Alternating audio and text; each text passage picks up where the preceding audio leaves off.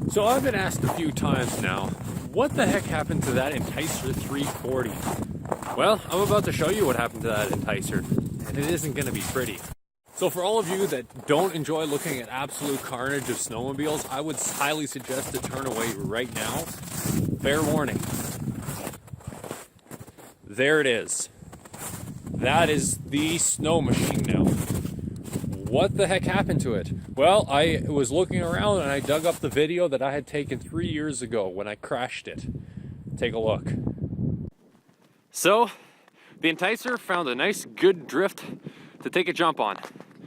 Luckily I wasn't on it, but it ended up going way the hell over there. Yeah, she's not in good shape. Like, not at all. Like, completely irreparable. See where she landed? Right over here. And there's the mud flap from that dike down here. Apparently landed on the tail end. Landed a couple times, did a couple of twirls, and there she is. Oh, it's almost painful to look at. Oh, this beaut, I think she's toast. Yeah, I don't think there's just much left of her. Yeah, everything's ripped apart. Look, even the chain case exploded out. Look at that. Handlebars toast. Everything's toast. It almost looks like you could fix it. Yeah, so this thing has been sitting for, probably about 3 years now.